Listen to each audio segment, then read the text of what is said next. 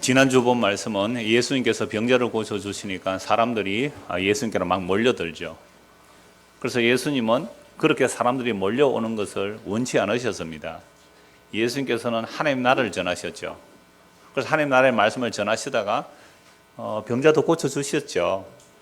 그럼 왜 병자를 고쳐주셨을까요? 예수님이 전도하러 오셨는데 하나님의 나라에는 이 병들이 없다는 거죠. 하나님 나라는 죄가 없는 곳이잖아요. 하나님 나라는 그래서 사망이 없는 곳이고요. 슬픔과 지기와 질투와 이 땅에 가득한 그 죄악들이 없는 곳이 하나님 나라란 말이죠. 그래서 예수님께서 하나님 나라를 전하시는데 그러면서 이제 하나님 나라를 선포하면서 병도 고쳐주시니까 사람들은 하나님의 나라에 대한 생각보다 병 고침을 받는 그 현실적인 문제가 더 커 보여서 예수님이 가는 곳마다 인산인해를 이루었습니다. 그래서 하는 수 없이 예수님은 그들을 피하여 한적한 곳으로 가세요. 일부러 피하여 다른 조용한 곳으로 가신단 말이에요. 그런데 마을에 안 오실 수는 없잖아요. 그래서 한적한 곳으로 다니면서 하나님의 복음을 전하시다가 가버나움에 들어오셨어요. 이 가버나움에서는 병자 고쳐주었잖아요. 나병 환자 고쳐주었죠. 베드로 장모에 고쳐주었죠. 이 가버나움은 베드로 집이 있는 곳이죠. 어떤 분은 예수님께서 나사렛에서 가버나움으로 이사하셔서 예수님의 집도 가버나움에 있었다 그렇게 보는 분들이 있어요. 그래서 오늘 2장 1절을 보십시오. 수일 후에 예수께서 다시 가버나움에 들어가시니 집에 계시다는 소문이 들린지라. 이미 예수님이 가는 곳마다 사람들이 막 몰려드는 겁니다. 병 고침 받기 위해서, 표적 보기 위해서, 또는 서기관들은 도대체 저 사람이 어떤 사람인가 조사하기 위해서 어떤 사람들이 인산인해를 이루며 따라옵니다. 그래서 예수님이 가버나움에 들어오셔서 집에 갔다. 이게 베드로 집인지 예수님 집인지는 뭐 잘 성경에서 말하고 있지 않는데요. 하여튼 집에 들어가 계시니까 많은 사람들이 모여서 문 앞까지도 들었을 자리가 없게 되었는데 예수께서 그들에게 뭘 하십니까? 도를 말씀하세요. 진리를 말씀하시고 로고스라 그러는데 하나님의 나라의 말씀을 전하세요. 그렇게 많이 모였는데 그곳에서 막 병자 고쳐주고 이게 아니라 뭘 하세요? 도를, 말씀을 전하신단 말이죠. 말씀을 전하시죠. 자, 그렇게 말씀을 전하고 있는 중에 3절 보십시오. 사람들이 한 중풍병자를 4사람에게 메워가지고 예수께로 올세. 그러니까 뭐 간이 침대 같은 것이죠. 거기에 중풍병자를 메고 4사람이 들고 온 거죠. 4사람이 들고 예수님 앞에 왔습니다. 그런데 사람이 너무 가득 차죠. 그러니까 우리도 앞에 자리가 없어서 어디로 가야 돼요? 저 뒤로 가야 돼요. 그러면 진짜로 말씀을 사모하면 어디에 와야 돼요?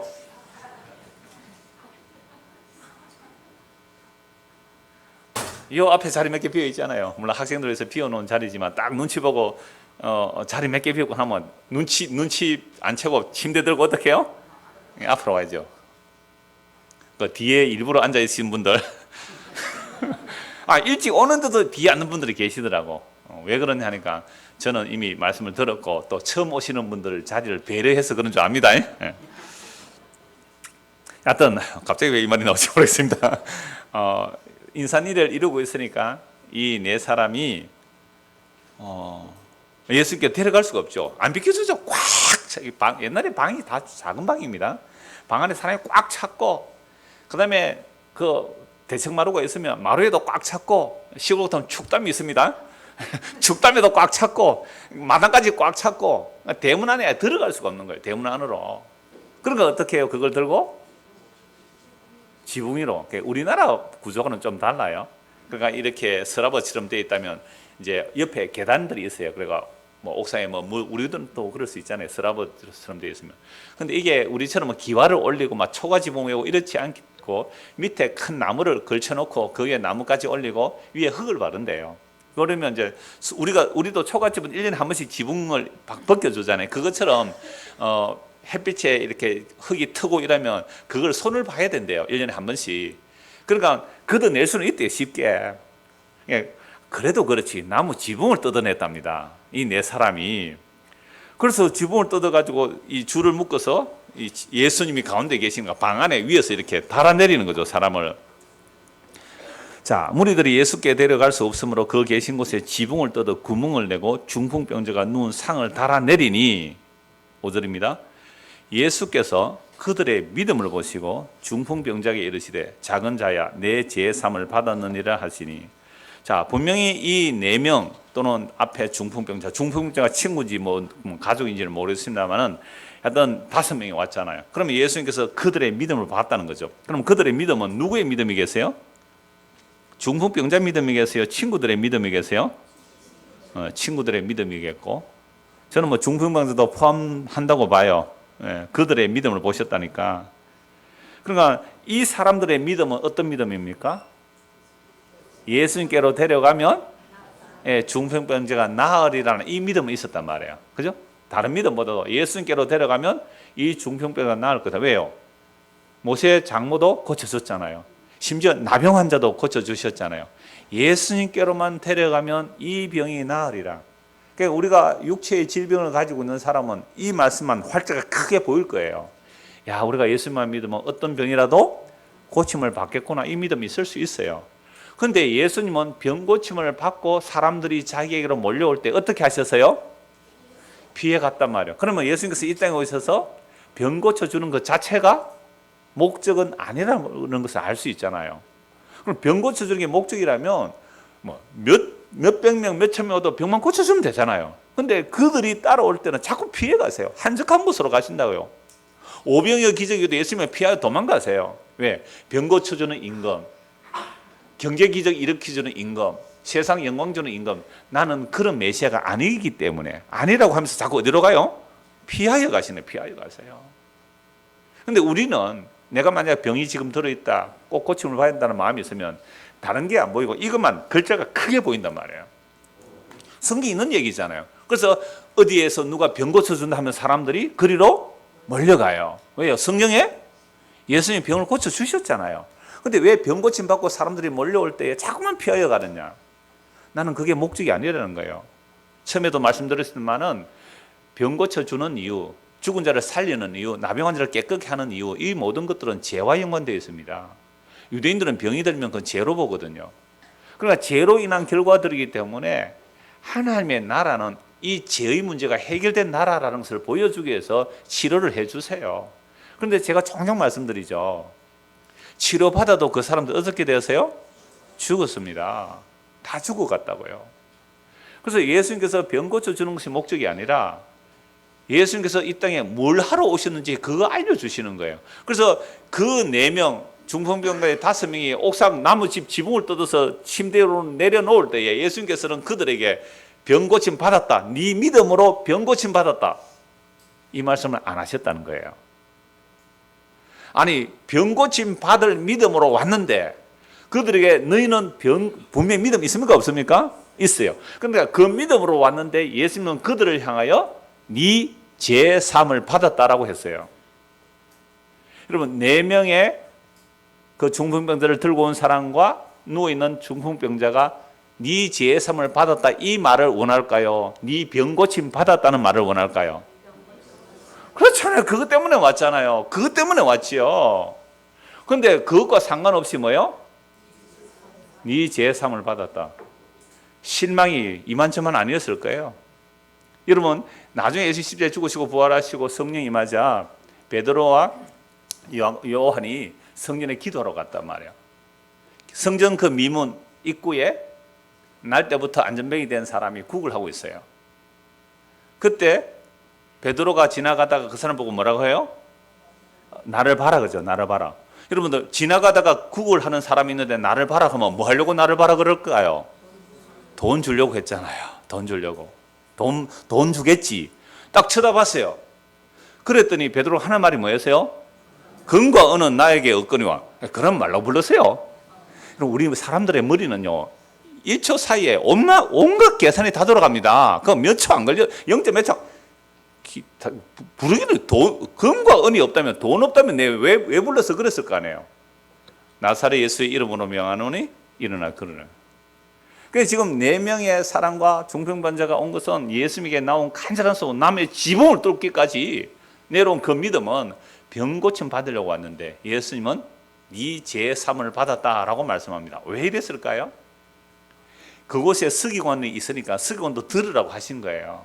그럼 예수님의 병 고침을 통하여 뭘 보여주려고 하는 겁니까? 예수님이 이 땅에 하나님의 나라를 선포하셨거든요. 하나님의 나라는 뭐가 없는 곳이에요? 죄가 없는 곳이다, 이 말입니다. 그래서 여러분, 죄의 문제를 우리는 너무 심각하게 생각하지 않아요. 병과 죽음이 근원적으로 죄로부터 왔거든요. 그 처음 죄가 뭡니까? 선악과 따먹은 거잖아요. 에덴 동산에서 아담과 하와를 사탄이 유혹하여 이 선악과를 따먹으면 너도 하나님처럼 되리라. 그 유혹에 넘어가서 선악을 따먹었는데 속았죠. 죽어요. 따먹는 순간 하나님의 생명에서 끊어지고 에덴 동산에서 쫓겨나고 그리고 저주받고 살다가 죽어가는 거예요. 이게 모든 인생입니다. 그런데 인간은 태어나면서부터 자기가 죄인지를 모른다는 거예요. 태어나면서 나는 전적으로 잘못된 사람입니다. 내 마음과 생각과 계획이 항상 악합니다. 이렇게 생각하는 사람은 한 명도 없습니다. 이런 걸 태어나서 의식이 깨거든요. 처음에는 동물 같아요. 그냥 젖만 먹고 잠만 자고 그러잖아요. 근데 얘들이 나중에 거울을 보면서 자기를 인식해요. 거울에 있는 너가 누구냐? 그러니까 자기를 대상화시켜서 볼 수 있으면 이게 이제 철이 들어가는 거예요. 짐승들이 거울 보고 자기 꾸밉니까? 짐승들이 거울 보고 막 이래 해요? 안 해요. 그러니까 사람이 거울을 보고 자기를 대상화시킬 수 있다면 이제 이성이 이제 깨어나는 거죠. 자, 그런 인간이 거울을 보면서 나는 태어나면서부터 죄인이었구나. 내 마음의 생각과 계획이 항상 악하구나. 이러면 몇 살 때 그런 생각 해보셔요? 한 5살 때쯤 되니까 거울을 보고 자기라고 알거든요. 그때 좀 생각납니까? 한 10살 때쯤 되면 돼요? 아니면 사춘기 때 우리 중고등학생들 나는 태어나면서도 죄인이라는 거 인식됩니까? 안 된다는 거예요. 그러니까 우리는 죄가 뭔지를 모르고 살아갑니다. 그래서 하나님께서 이스라엘의 선지자를 통하여 죄가 뭔지를 알려주셔요. 모세를 통하여 죄가 뭔지를 알려주시잖아요. 선악과 얘기를 통해서 율법을 통해 죄가 뭔지를 알려주는데 선지자를 통해서도 죄를 알려주었어요. 그래서 예레미야 2장 13절 말씀을 보시면 이스라엘이 2가지 악을 행했다 그래요. 대표적인 악의를 2가지로 보는데 하나는 생수의 근원이신 하나님을 버린 것과 스스로 웅덩이를 판 것인데 이것은 물을 가두지 못할 터진 웅덩이라 그래요. 그러면 하나의 죄예요. 원래는 생수의 근원이신 하나님을 버려버리니까 내가 나를 살리기 위해서 뭘 한다고요? 웅덩이를 파서 물을 가두어두는 거잖아요. 이스라엘은 물이 오면 비가 오면 확 내려가 버려요. 물이 오면 반드시 땅을 파서 진흙으로 단단히 다져가지고 진흙으로 단단히 다져서 아니면 바위를 파야 돼요. 바위를 파서 비가 올 때 그 물을 가두어둬야 돼요. 그 물 없으면 죽거든요. 제주도 같은 것도 마찬가지잖아요. 비 올 때는 물이 콸콸 내려가다가 비 그치면 그 바위 구멍이 많으니까 쑥 물이 다 빠져버려요. 팔레스타인 땅도 그렇단 말이에요. 그러니까 물을 안 가둬두면 살 수가 없죠. 그래서 예레미야 선지자가 이스라엘을 보고 죄를 책망할 때에 생수의 근원이신 여호와 하나님을 버린 것과 네가 스스로 웅덩이를 판 이것이 2가지 악이라고 그래요. 그러니까 인간은요 하나님의 생명에서 끊어져서 에덴 동산에서 쫓겨나죠. 에덴 또 쫓겨나서 자기가 자기를 살려야 하니까 이때부터 뭐가 나오는 거예요? 만인에 대한 투쟁만 나와요. 그래서 살인하잖아요. 가인이 아벨을 살해하잖아요. 그 가인의 후손들이 무기를 만듭니다. 그리고 성벽을 높게 쌓아요. 왜요? 내가 나를 지켜야 되니까. 너와 내가 아니면 누가 지키라. 향토 예비군 노래입니다. 이게 터진 웅덩이를 우리가 만들어야 되는 거예요. 남이 쳐들어오지 못하도록 국방력을 강화해야 돼요. 그런데 우리나라만 국방력을 강화하는 게 아니에요. 여러분 대한민국의 국방비가 세계 몇인지 아세요? 세계 6위입니다. 세계 6위. 전 세계 국가가 얼마나 많아요? 전 세계 인구의 국방비가 세계 6위예요. 그런데 국방비로 나갔는데 왜 방탄복에 총알이 뚫혀요? 그 방산 비리예요. 여기 하나 테크인도 있지요? 자재구비 하는 분이 계신다니까, 하나 테크인에. 탱크가 왜 부실해요? 방산 비리예요. 그러니까 보세요. 터진 웅덩이에요. 그러니까 나라들마다 북극강병을 외치지만 우리나라만 북극강병을 하는 게 아니잖아요. 북한도 일본도 계속 북극강병. 미국이 세계 최고의 무기국가이지만 공군력 부족하다고 20%, 25% 더 올린대요. 공군력을. 이게 뭐라고요?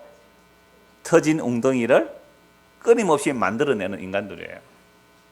이게 여러분 예레미야 2장 13절 한 절 말씀으로 세계의 역사를 다 해석할 수 있다니까요. 아, 저게 생수의 근원인 하나님에서 끊어졌기 때문에 내가 나를 지키려고 하니까 성벽을 만들잖아요. 그게 가인의 후손이에요.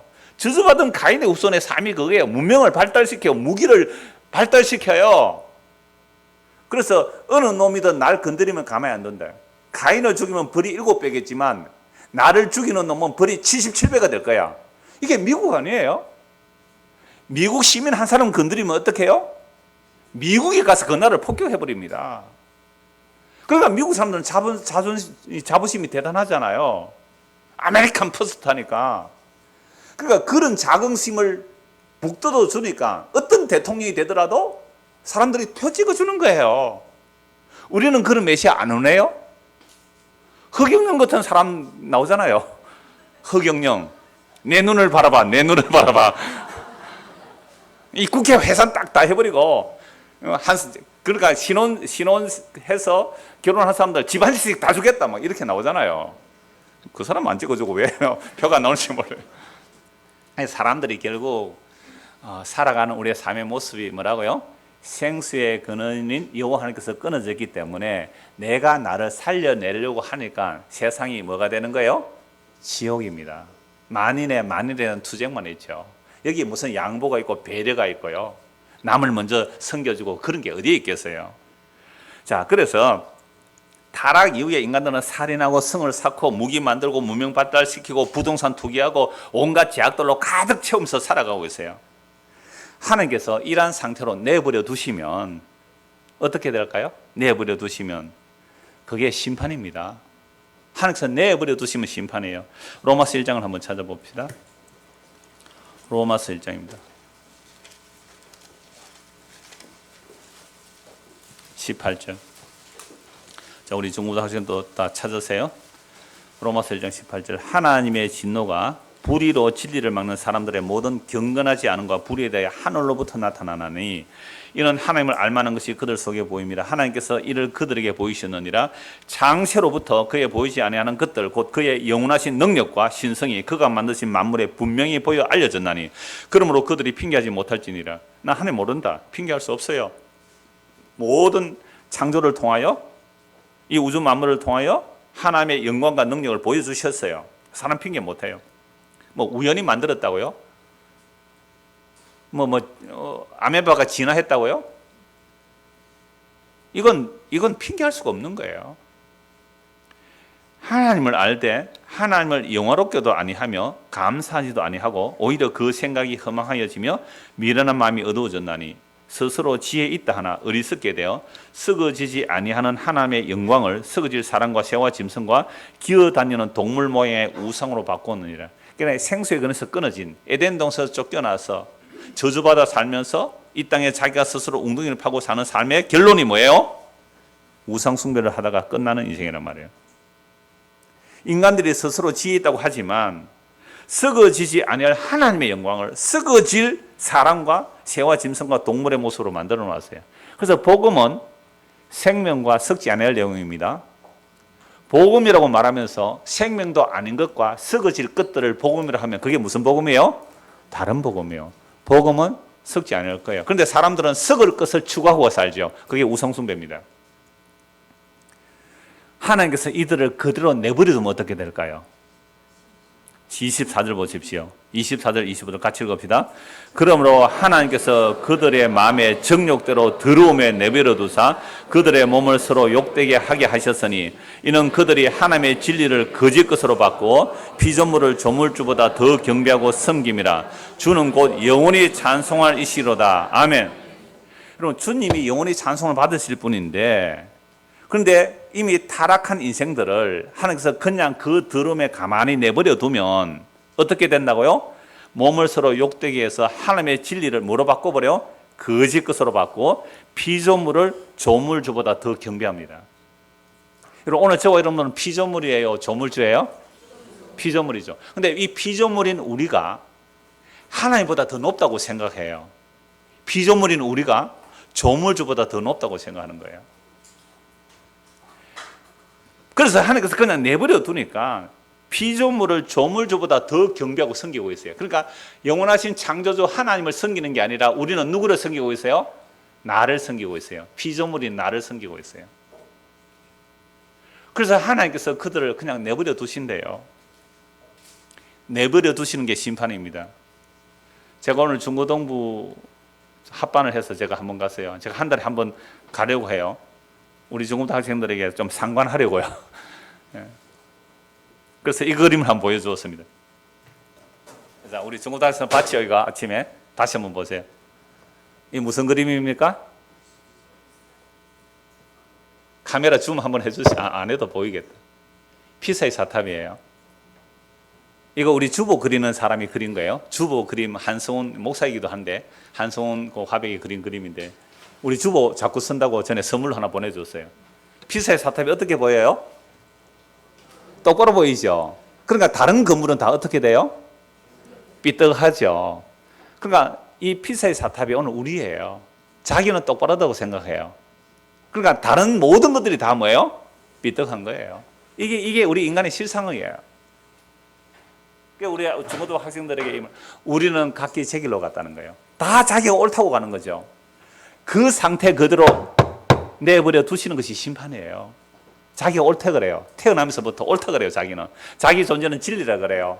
자기를 하나님보다 더 섬기고 있어요. 하나님 섬기는 이유도 날 위하여 하나님 섬기잖아요.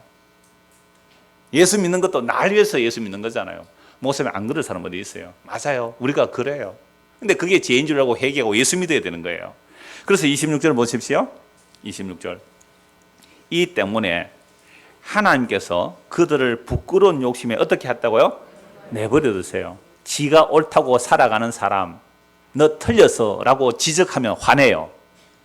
그러면 그 사람을 지적하고 책망하고 주께로 돌이키는 것이 복음 전하는 건데 그 부끄러운 욕심에 그냥 내버려 두면 그냥 심판을 당하는 거예요. 자, 내버려 두니까 그들의 여자들도 순리대로 설 것을 바꾸고 영리로 서고 그와 같이 남자들도 순리대로 여자 서기를 버리고 서로 향하여 음욕이 분리들하며 남자가 남자와 더불어 부끄러운 일을 행하여 그들의 그릇 때문에 상당한 보응을 그들 자신이 받았느니라. 소돔과 고모라성 동성연애로 망했어요. 소돔이라는 말이 동성연애자예요. 영어에서 소돔이 찾아보세요. 어원이 창세기에서 소돔과 고모라에서 나왔다고 그렇게 되어 있어요. 그러니까 지금 뭐 동성연애 하는 것을 뭐 아예 축제를 하잖아요. 그럼 또 반대에서는 막 데모하고 이렇게 말하죠. 이런 동성연애만이 죄가 아닙니다. 이성애자도 성에 탐닉하면 그 죄예요. 그래서 여러분 나중에 주보 칼럼 보십시오. 이번 주, 다음 주 3주에 걸쳐서 결혼에 대해서 황도영 목사님의 칼럼을 올려놓았거든요. 지금은 보지 마시고 나중에 마치고 보세요. 성은 결혼 안에서만 허락되어야 돼요. 그렇지 않고 성을 탐닉하면 그건 틀림없이 잘못된 길로 가는 거예요. 그러니까 성을 탐닉하다 보니까 재미가 없어요. 그래서 동성까지도 원하는 거죠. 뭐 태어나면서부터 나는 성적 취향이 나는 동성이다. 그러니까 이건 죄가 아니다. 천만의 말씀. 피사의 사답이에요. 그래서 저는 동성연애자만 책망하는 게 아니에요. 저가 이성애자잖아요. 이성애자도 성을 탐닉하고 있어요. 우리는 태어나면서부터 자기가 다 삐뚤어. 그래서 전부 피사의 사탑인데 지가 똑바르다고 생각하니까 전부 다 틀린 거예요. 하나님조차 틀렸다는 거예요. 성경조차도 틀렸다는 거예요. 이게 죄입니다. 우리 마음에 하나님 두기를 싫어해요. 우리 마음에 하나님 두기를 싫어해서 그냥 버려두니까 자기가 전부 진리예요. 이성애자들은 이성애가 진리라 그러죠. 동성애 진리자 그러잖아요. 그럼 오늘 이 세상요, 여러분 PC라는 말 들어보셨을까요? PC 무슨 약자예요? 정치적 오름이에요. 정치적 오름. 정치적 오름이 어떻게 나타나느냐면 지금까지 권력층에 의해 희생당한 소수자들 있잖아요. 그러니까 성적 소수자, 또 가난한 자들, 억울하게 을로 피해 입은 자들, 이들의 말들은 옳다라고 보는 거예요. 그래서 동일한 평가를 하는 게 아니라 그 피해 입은 자들의 소리만 옳다라고 해버리는 거죠. 이런 것도 살펴볼 수 있어야 돼요. 그런데 우리는 기존의 권력층도 옳은 것이 아니었고 그들에 의해서 피해 입은 자들 맞아요. 우리는 마땅히 그들을 향하여 불쌍과 긍휼과 연민의 눈으로 봐야 되는 것은 맞습니다. 그런데 사람들이 각자가 자기가 진리라고 생각하고 있기 때문에 하나님께서 내버려 두면 어떤 일이 일어나는 걸 한번 보려고 하는 거예요. 자, 28절 보십시오. 또 그들이 마음에 하나님 두기를 싫어하며 여러분, 우리 마음에 누구 두기를 싫어한다고요? 하나님 두기를 싫어해요. 왜 하나님 두기를 싫어해요? 이미 하나님 생명에서 끊어져 있잖아요. 그러니까 하나님 우리 마음에 오시면 뭐라고 하실까요? 너가 틀려서 이럴 거 아니에요. 너가 삐딱해. 너는 다른 길로 가서. 이걸 싫어해요. 그래서 우리 마음에 하나님 두기를 싫어해요. 어떤 근위도 싫어요. 어떤 근위도 싫다니까요. 정당한 건세도 싫다는 거예요. 정당한 건세도 싫다. 하나님 두기를 싫어해서 하나님께서 그들을 그냥 그 상실한 마음대로 내버려 두사 합당하지 못한 일을 하게 하셨으니 그냥 내버려 뒀단 말이에요. 하나님 두기를 싫어해서. 그래서 나오는 죄의 목록들 한번 보자는 겁니다. 29절부터 29절부터 31절까지 같이 한번 읽읍시다. 시작. 곧 모든 불의, 추악, 탐욕, 악의가 가득한 자요, 시기, 살인, 분쟁, 사기, 악독이 가득한 자요, 수군수군하는 자요, 비방하는 자요, 하나님께서 미워하시는 자요, 능욕하는 자요, 교만한 자요, 자랑하는 자요, 악을 도마는 자요, 부모를 거역하는 자요, 우매한 자요, 배약한 자요, 무정한 자요, 무자비한 자라. 자, 여기서 한 21가지 목록이 나오거든요. 그러면 제가 앞에서 어떤 그 동성연애만 죄라고 하는 게 아니에요. 우리 마음에 하나님 두기를 싫어해서 내버려 두니까 죄는 크고 작음이 없습니다. 죄는 크고 작음이 없어요. 불의. 여러분, 어렵지 않은 일이 죄거든요. 여러분, 어려운 일만 해요? 불의한 일을 많이 해요? 날마다 우리 불의한 일 하고 살잖아요. 이런 추악한 짓 해요, 안 해요? 탐욕 우리 안에 있습니까, 없습니까? 악의가 가득해요, 안 해요? 여러분, 사람의 마음의 생각이 항상 악하다고 성경이 증거해요. 시기합니까, 안 합니까? 나는 평생 시기라고 모릅니다. 손 한번 들어보세요. 이 시기하는 거하고 동성연애하고 제가 경중이 있어요, 없어요? 성경은 없습니다. 죄의 삭선 사망입니다. 우리는 시기하면서 다른 사람 큰 죄 지면 큰 죄 작은 죄 없습니다. 성경에서는 막 사람이 어찌 그럴 수 있나 막 손가락질 하지요. 우리 안에 시기 없어요? 수군수군 하는 죄. 여러분, 수군수군 안 해본 사람 평생에. 제가 경기도 모임에 가니까 어떤 분이 그러더라고요. 교수 모임인데 교수 그러면 그래도 좀, 그래서 중고 자동차 파는 사람이 어떻게 말해요? 이건 교수님이 타는 차라고. 이 교수님, 사모님이 타는 차라고. 뭐 그럼 조용히 타는 줄 아세요?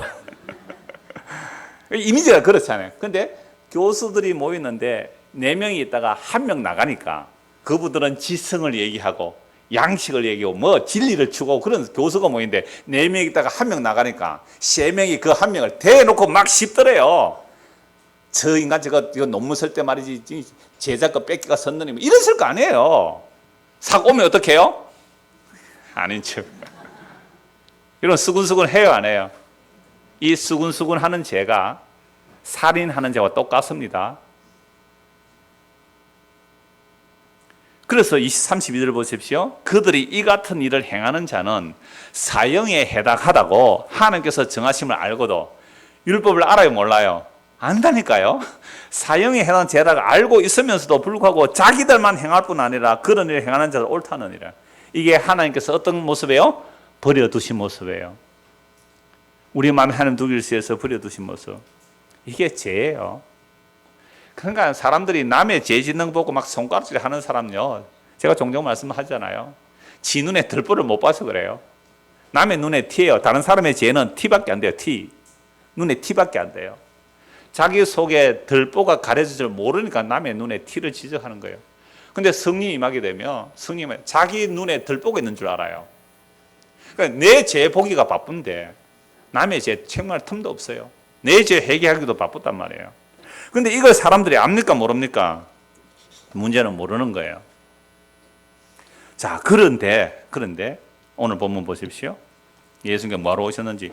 정말 수군수군하고 시기하는 것이 사형에 해당하는 죄를 안다면 예수님께서 우리에게 죄를 사는 근세가 있다는 것은 너무나 큰 복음이에요. 자, 그래서 5절 보십시오. 2장 5절. 예수께서 그들의 믿음을 보시고 중풍병자에게 이르시되 작은 자야, 참 친근히 말씀하시죠. 작은 자야, 약한 자야, 연약한 자야, 네 죄 사함을 받았느니라. 이 수동태로 물론 말씀하셨어요. 근데 예수님이 하시는 말씀이죠. 네 죄 사함을 받았다. 그때 어떤 서기관들이 거기에 앉아서 마음에 생각하기를, 그럼 서기관들은요, 율법 선생입니다. 성경을 기록하는 사람들이에요. 이 서기관들은 주로 바리새파 속에 속한 사람들입니다. 이 서기관들이 거기에 앉아서 마음에 생각하기를, 어디에 생각했다고요? 마음에. 이 사람이 어찌 이렇게 말하는가? 신성모독이로다. 오직 하나님 한 분 외에는 누가 능히 죄를 사하겠느냐? 여러분, 신성모독이라는 것은요, 율법에 가면 돌로 쳐 죽이는 죄입니다. 자기가 하나님이라 그러고 자기가 하나님의 행세를 한다. 이거 돌로 쳐 죽여야 될 일이거든요. 그렇게 어마어마한 말을 한 거죠. 예수님께서 네 죄 사함을 받았다. 이 서기관들이 그 마음에 생각하기를, 이 사람이 누군데 도대체 하나님 한 분 외에는 누가 능히 죄를 사겠느냐. 그런데 지가 죄를 사해 준다고. 이건 신성모독이다. 정말 율법에 가면 신성모독하면 돌로 쳐 죽이거든요. 그때 예수님께서 하시는 말씀이 이렇게 말씀합니다. 그들이 속으로 이렇게 생각하는 줄 아시고, 여러분, 속으로 우리 생각하는 거 누가 아세요? 예수님이 아십니다. 지금 이러는 마음속에 속으로 생각하는 거 예수님 다 아십니다. 그들이 속으로 이렇게 생각하는 줄 예수께서 그 중심에 아시고 이러시되 어찌하여 이것을 마음에 생각하느냐. 중풍병자에게 내 죄 사함을 받았느니라 하는 말과 일어나 내 상을 가지고 걸어가라 하는 말 중에 어느 것이 쉽겠느냐. 여러분, 어느 게 쉽겠어요? 뭐 말로 네 죄 사함 받았다, 아니면 네 상을 들고 걸어가라, 어느 것이 쉽겠어요? 둘 다 사실 인간으로는 불가능한 일이죠. 어떻게 4명이 들고 온 중풍병자 말 한마디로 벌떡 일어나 가겠어요? 뿐만 아니라 네 죄 사함을 받았다는 것은 누구만 할 수 있어요? 하나님만이 할 수 있는 거예요. 하나님만이 할 수 있는 일을 지금 예수님이 하고 계시잖아요. 그럼 하나님만이 죄를 사해 준다는 것은 이 유대인들은 다 알고 있는 거예요. 더구나 서기관 율법 선생은 정말 하나님만이 죄를 사해 주는데 감히 어떻게 나사렛 예수가 죄를 사해 준다는 말이냐라고 알고 있는 거죠. 그래서 하나님만이 죄를 사해 주신다는 거 성경에 한 두 곳만 찾아보겠습니다. 시편 130편 한번 보십시오. 시편 130편. 너무 많아요. 너무 많아서 제가 두 곳만 찾으려고 합니다. 시편 130편.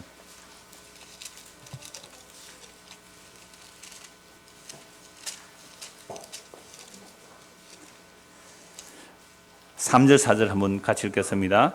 여호와여, 주께서 죄악을 지켜보실진대 주여 누가 서리이까? 그러나 사유하심이 주께 있으면 주를 경외하심이다. 주가 죄를 살피면, 찬송가도 있잖아요. 주가 죄를 살피면 누가 그 앞에 설 수가 있겠습니까? 누가 그 앞에 설 수 있겠습니까? 죄악을 살펴보신다면. 그러나 사유하심이, 용서가 주님께 있기에 주를 경외합니다. 우리가 주님을 믿는다는 것은 주께서 우리를 뭐 해주신다고요? 용서해 주시기에 우리가 주를 경외합니다. 이 용서는 주라는 분은 누구세요? 여호와 하나님이시거든요. 그러니까 유대인들은 문자대로 여호와 하나님이 죄를 사해 주는데 어떻게 나사렛 예수 네가 죄를 사하느냐 이 말이에요. 근데 주님께서 죄를 사해 주신다는 것을 알고 믿는 자들은요, 여호와를 기다립니다. 130편 5절 보십시오. 나곧 내 영혼은 여호와를 기다리며 나는 주의 말씀을 바라는도다. 파수꾼이 아침을 기다림보다 내 영혼이 주를 더 기다리나니 참으로 파수꾼이 아침을 기다림보다 더하도다. 7절 8절 같이 읽읍시다. 이스라엘아, 여호와를 바랄지어다. 여호와께서는 인자하심과 풍성한 속량이 있음이라. 그가 이스라엘을 그의 모든 죄악에서 속량하시로다. 그러니까 이스라엘 백성들은 지금 죄 가운데 고통하고 있는 것을 아는 자들, 죄가 뭐라 그래요? 생수에 근해서 끊어진 것과 스스로 웅덩이를 파는 그 고통 속에서 속량이 주께 있음을 아는 자들은 주님을 기다려요. 그 주님을 기다렸는데 그 죄를 속량하러 누가 오셨어요? 예수님이 오셨어요. 근데 사람들은 예수님께서 죄를 속량해 주시는 분으로 믿지를 않더라. 거의 절대 다수가 안 믿었어요. 근데 예수님께서 죄를 속량하는 분인 줄 알고 믿는 자들이 몇 사람 나와요? 누가 나와요? 세리들 중에, 죄인들 중에. 예수를 십자가에 못 박여 처형하는 로마 백부장이 이는 실로 하나님의 아들이었도다. 그리고 한쪽 강도, 주여 당신의 나라 임할 때 나를 기억하소서. 오늘 네가 나와 함께 나군에 이르리라. 이런 자들이 남은 자들이에요. 이런 자들은 예수님께서 뭐하러 오신 분인지 알아요? 죄를 사하여 주시러 오신 분인 줄 알고 믿었어요. 이들이 영원한 생명에 들어가요. 그리고 예수님 십자가에서 하나님의 약속을 다 이루시고 오늘도 복음의 선포는 예수님께서 죄를 사하여 주신다는 말씀을 전하는 것, 이게 복음이에요. 근데 자기 죄의 심각성을 모르는 사람은 복음 아니에요. 목사님, 내가 교회 나온 것은요, 병고침 받으러 나왔거든요. 그러니까 제가 종종 설교 시간에 예를 들었어요. 10분도 넘게 말씀드렸을 텐데 또 말씀드릴게요. 제가 처음 전도사 시절에 할머니가 교회 한 분 오셨어요. 담임 목사님이 저에게 학습 문답을 시키라 해요. 학습 문답지 가서 교육을 시켜야 되잖아요. 학습 받기 전에 처음 교회 한 6개월 되면 학습 문답을 교육시켜야 되니까, 할머니 예수님이 누구신지 아세요? 제가 물었어요. 할머니 예수님 누구신지 아세요? 저는 아직도 생생하게 귀에 들려요. 그 할머니의 음성이.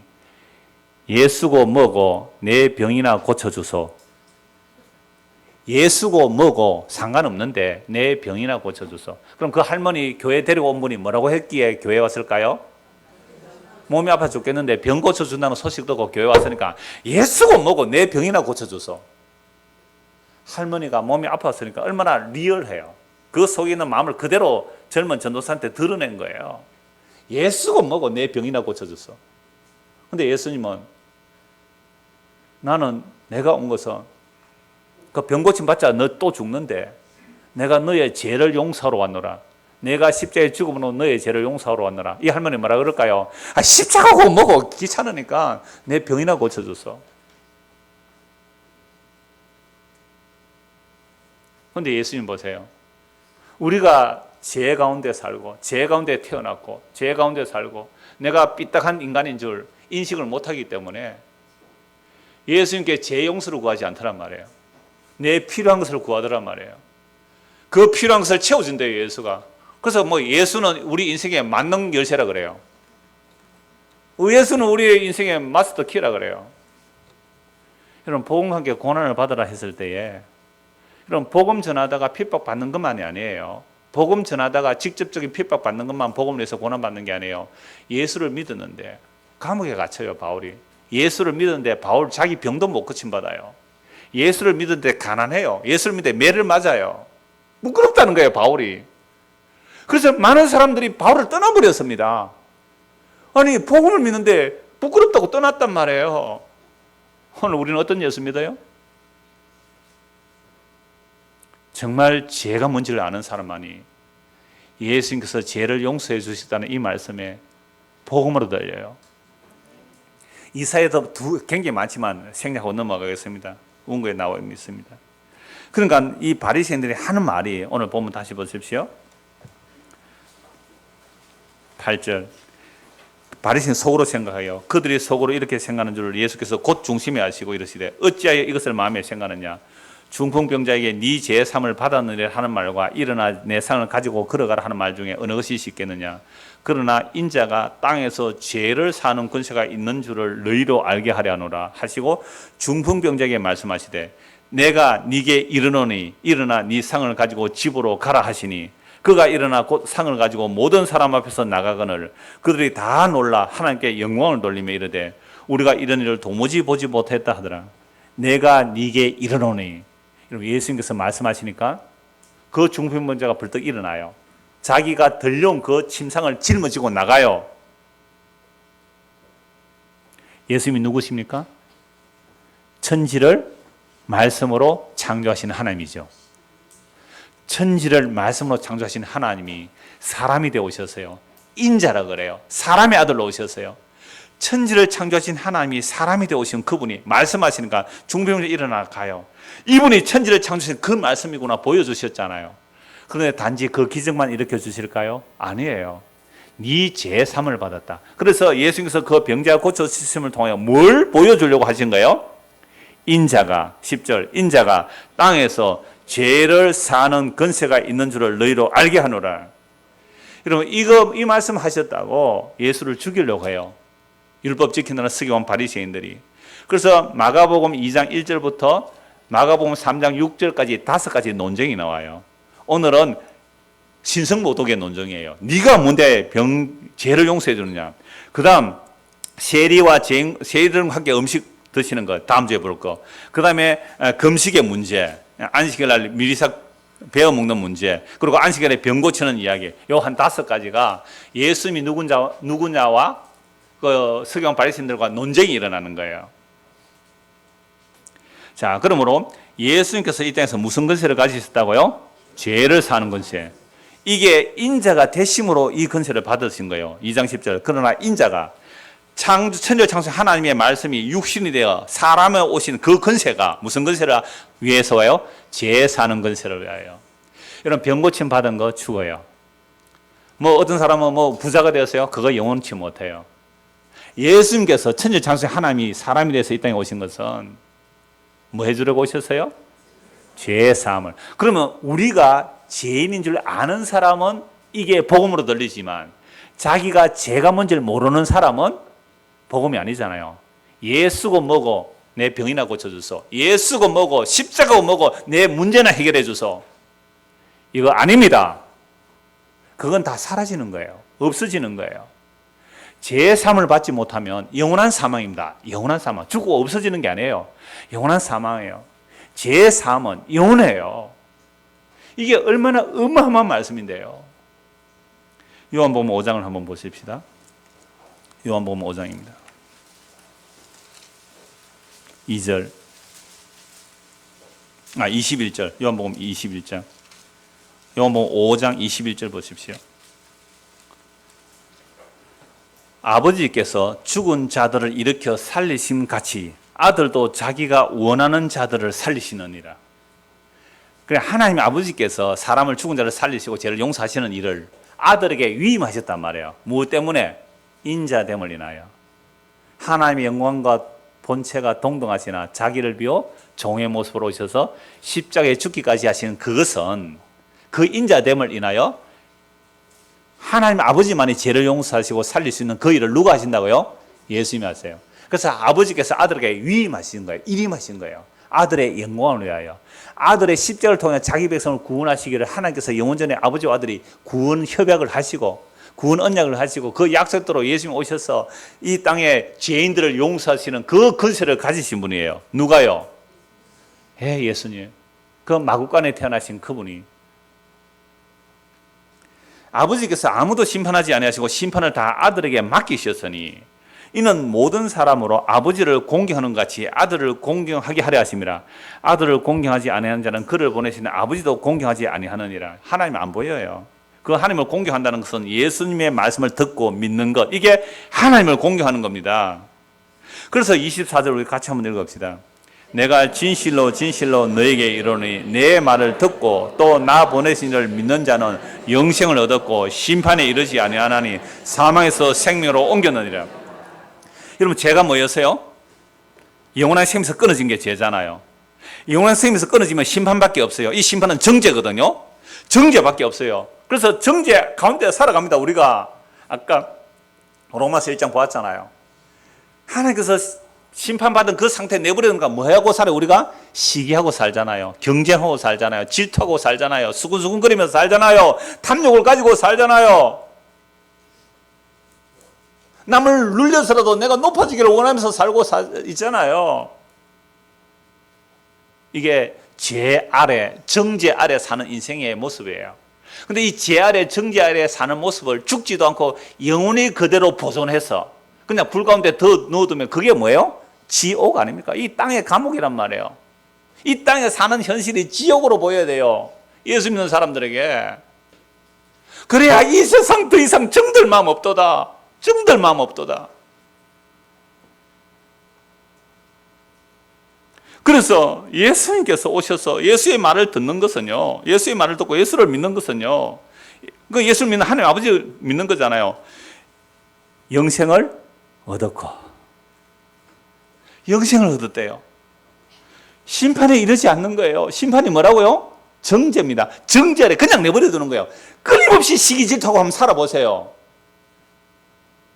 어제 이 짤막한 뉴스 다음에 그 인터넷 다음 뉴스에 뭐가 떴냐면 지난주인가 며칠 전인가 떴어요. 둘이 괴롭게 사느니 혼자 외롭게 살겠대요. 그래서 50대 60대 그렇게 이혼을 많이 한대요.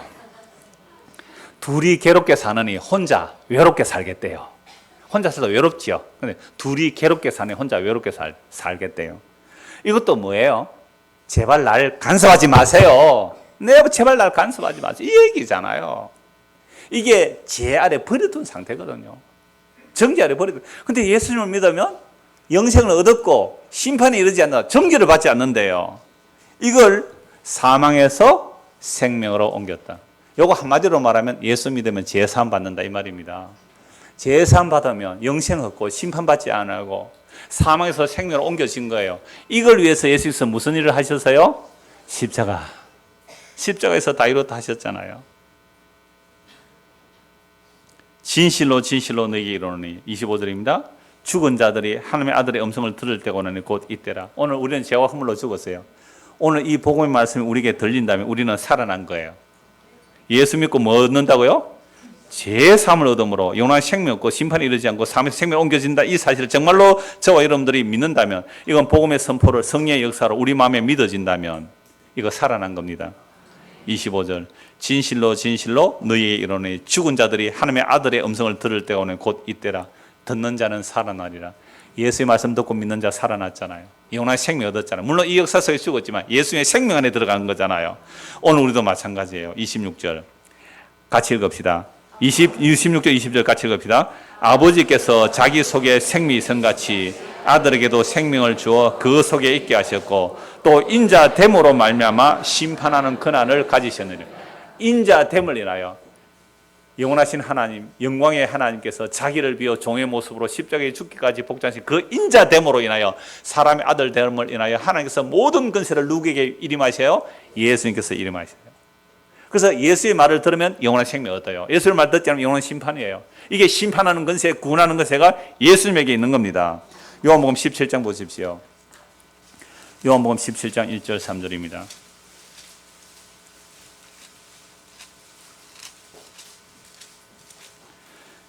1절에서 3절 같이 한번 읽겠습니다.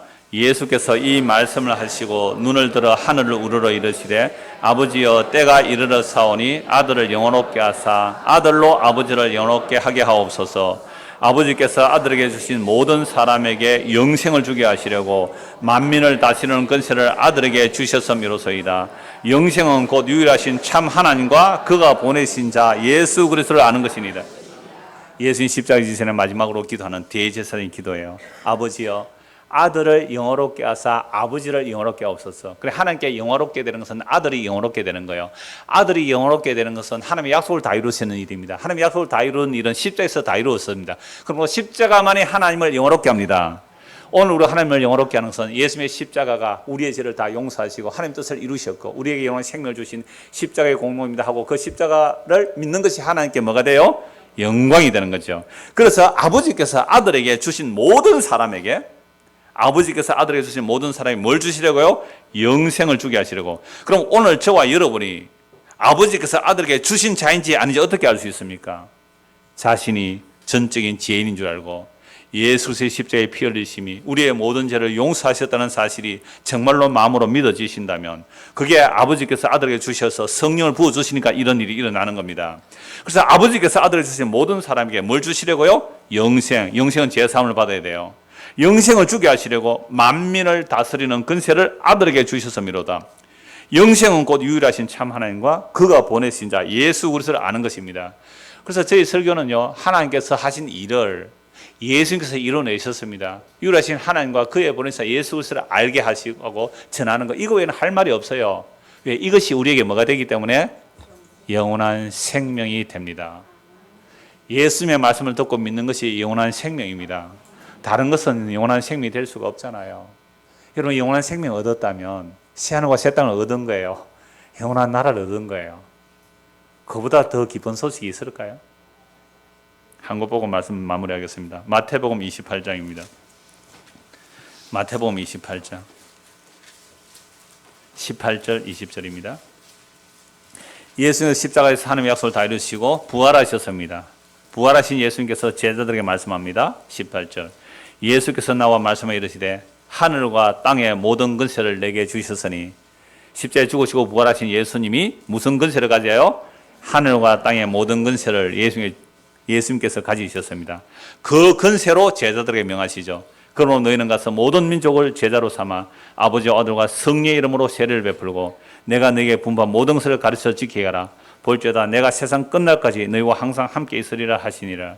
하늘과 땅의 근세를 가진 예수님께서 제자들을 부르시고 복음 전하게 하셨습니다. 복음의 핵심은 예수 십자가에서 하나님의 약속을 완성하셨고 그 성령을 부어주시면 우리가 예수님을 믿게 되고 예수님을 믿음으로 우리의 죄가 용서받고 영원한 생명을 얻는 것, 이보다 더한 기쁜 소식이 없습니다. 이 복음이 2000년 전에 저 예루살렘에 시작되었지만 2000년이 지난 오늘 저와 여러분이 이 복음을 듣고 믿는다고요? 이게 사람의 일이겠습니까? 지금도 하나님께서 살아계셔서 성령을 우리에게 보내주시는데 그 일을 예수님이 하세요. 예수님께서 아버지께로부터 성령을 받아 우리에게 부어주시면 성령이 우리 안에서 말할 수 없는 탄식으로 기도하시고 예수님께서 하나님 보좌 앞에서 우리를 기도하시기 때문에 세상 끝날까지 함께 하시겠대요. 정말 예수님께서 죄를 사하는 근세가 있음을 알고 믿는 자들이 이 복음을 믿는 자들이며 이런 자들은 영원한 생명을 얻었습니다. 이 복이 저와 여러분에게 임하기를 간절히 소원합니다. 기도하겠습니다.